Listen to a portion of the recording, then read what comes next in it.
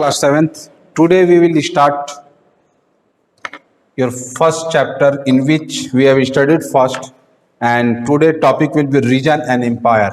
We have to start with this region and empire. Actually Bharat जो है एक बहुत बड़ा देश है, इसमें कई सारे स्टेट्स थे और उनके अलग अलग एम्पायर्स थे, अलग अलग राजा थे। तो इसके बारे में हम आज पढ़ेंगे। Large state like those of the Cholas, large जो बड़े स्टेट थे उसमें चोलास थे, जिनको हम चैप्टर 2 में पढ़ेंगे। तुगलक्स के बारे में चैप्टर 3 में पढ़ेंगे एंड मुगल्स के बारे में चैप्टर 4 में पढ़ेंगे। इनकम्पास्ड मेनी रीजन्स, ये कई सारे रीजन्स में लोग राज्य किया करते थे। ये संस्कृत प्रशस्ति के बारे में देखेंगे, जिसको पूरी तरह से डिस्क्राइब किया गया है चैप्टर 2 में। प्रेजिंग द दिल्ली सल्तनत, गयासुद्दीन बलबन, जिनका कार्यकाल था 1266 to 1287। Explain that he was the ruler of a vast empire that stretch from Bengal, जिसमें एक्सप्लेन किया गया था कि वो राजा थे एक बहुत बड़े एम्पायर का, जो फैला हुआ था Bengal, Gauda in the east, Ghazni in Afghanistan in the west and included all of the south India, और पूरा साउथ इंडिया इनके साम्राज्य में था, जिसमें द्रविड़ क्षेत्र भी था।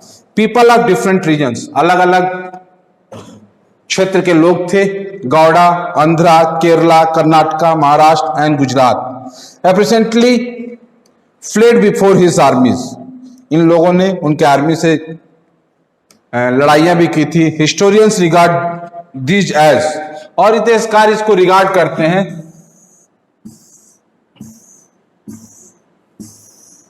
These are exaggerated claims of conquest, ये मानते हैं कि हर जगह पर उनको विरोधाभास झेलना पड़ा था। At the same time, they try to understand why rulers kept claiming to have control over different parts of the subcontinent, और उन्होंने ये समझने की कोशिश की कि वो अलग अलग राज्य घराने अलग अलग जगहों पे राज कर रहे हैं।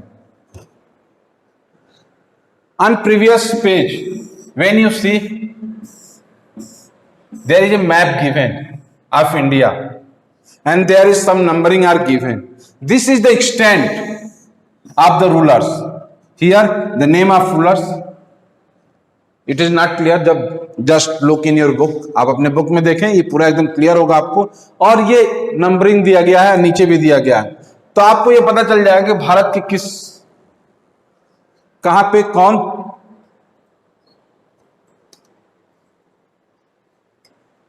कौन राज्य करता था। इसको देखने के बाद ये आप देख लीजिए, ये पूरा नंबरिंग दिया हुआ है, ये नीचे दिया हुआ है। अब हम आगे बढ़ते हैं।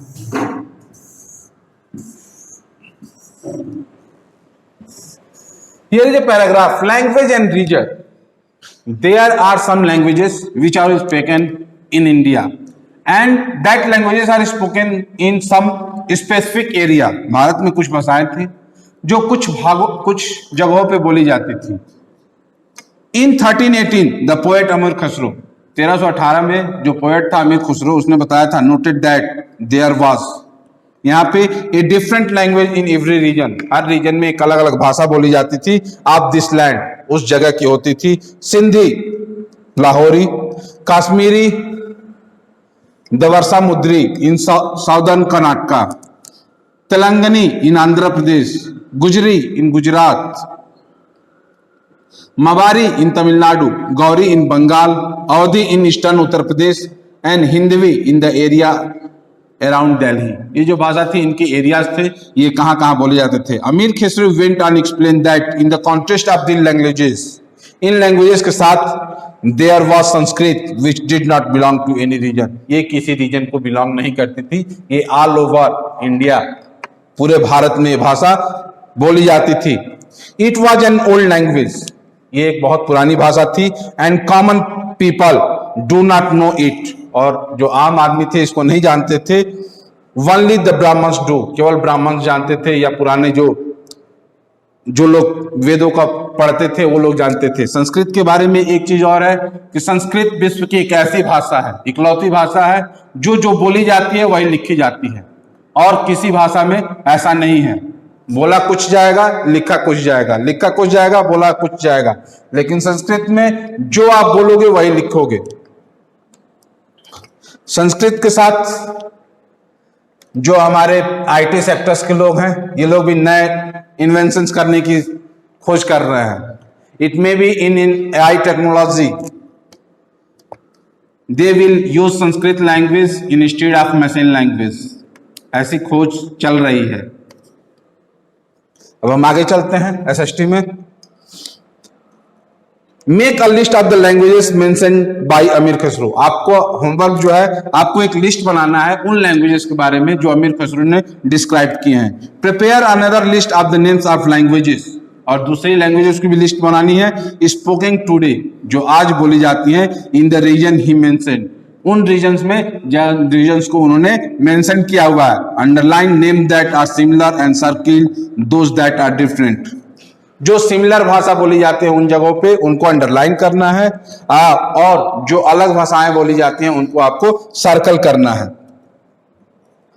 Bye 1700 many regions already possess distinct geographical dimensions and their own languages and cultural characteristics। 700 से हम चलते हैं तो कई सारे रीजन हैं जिनके अलग अलग ज्योग्राफिकल डायमेंशंस हैं, उनकी राजधानी अलग अलग बटी हुई है, और वो वहां पे जो भाषाएं हैं, जो लैंग्वेजेस है, वो अलग बोली जाती हैं, अलग कल्चरल कैरेक्टरिस्टिक्स है। You will learn more about this, इसके बारे में ज्यादा आप पढ़ोगे नेक्स्ट चैप्टर्स में, चैप्टर 9 में। They were also associated with specific ruling dynasties, और जो लैंग्वेजेस हैं, जो रीजन्स हैं, वो अलग अलग, जैसे जैसे डायनेस्टीज, रूलिंग डायनेस्टिक चेंज होते गए हैं, वैसे वैसे ये सारी चीजें चेंज होती जाएंगी। These were considerable conflict between these states, और इन स्टेट्स में ये मतभेद था। Occasionally, dynasties like the Cholas, Khiljis, Tughlaqs and Mughals were able to build an empire that was pan-regional। ये कुछ डायनेस्टीज हैं जिन्होंने पूरे भारत पे राज करने की कोशिश की, कुछ ने किया भी। स्पैनिंग डाइवर्स रीजन्स, वो लोग अपने रीजन्स को, अपने राज्य को और बढ़ाना चाहते थे। Not all these empires were equally stable और सक्सेसफुल। ये जितने भी एम्पायर हैं, ये एक बराबर स्टेबल नहीं रही, एक कार्यकाल इन्होंने पूरा नहीं किया, या सक्सेसफुल नहीं रहे, ये कामयाब नहीं रहे। कंपेयर फॉर एग्जाम्पल, आपको इसको कंपेयर करना है, कुछ टेबल्स दिए गए चैप्टर 3 और 4 में, उनसे आप ये कंपेयर करेंगे। What was the duration of rule of Khiljis and Mughals dynasties. Mughal और खिलजिस डायनेस्टीज की कितने सालों तक इन्होंने रूल किया था, ये जब मुगल्स और खिलजिस के बारे में चैप्टर 3 और 4 में आप विस्तृत पढ़ेंगे तो वहां पे आपको पता चलेगा। When the Mughal Empire declined in the 18th century, Mughal empire जब डिक्लाइंड हो गया 18th सेंचुरी में, it led to the reemergence of regional states. तो ये कई सारे रीजनल स्टेट, छोटे छोटे स्टेट्स में बट गया था, जिसको आप चैप्टर 10 में पढ़ेंगे। But years of imperial pan regional rule had altered the characters of the regions. उस समय जो राज किया मुगलों ने, वो कई सारे रीजन्स पे किया, और उसका प्रभाव भी देखने को मिलता है। Across most of the subcontinent the regions were left with the legacies of the big and small states. और जब मुगल्स रूल खत्म हुआ तो उनका जो एरिया था वो छोटे और बड़े कई राज्यों में डिवाइड हो गया था। This was apparent in the emergence of many district and the share traditions. और उस समय कई सारे राज्यों की जो ट्रेडिशंस थी वो एक जैसी ही थी, क्योंकि इन सारी जगहों पे मुगल से पहले रूल किया करते थे, और भाषाएं भी लगभग एक जैसी थी। In the realms of governance, the management of the economy, elite cultures and languages, through the 1000 years between 700 to 1750, the characters of the different regions did not grow in isolations। कई सारे जो जगह थे ये एक साथ लगभग ग्रो किए, ऐसा नहीं था कि कहीं डेवलपमेंट हो रहा है, कहीं नहीं हो रहा है। They felt the impact of larger pan-regional forces of integration without ever quite losing their distinctiveness। ऐसा कहीं नहीं लगा कि किसी के साथ अन्याय हो रहा है, और सब कुछ स्मूथली पूरे पैन इंडिया, पूरे भारत में सब कुछ चलता रहा, विकास चलता रहा।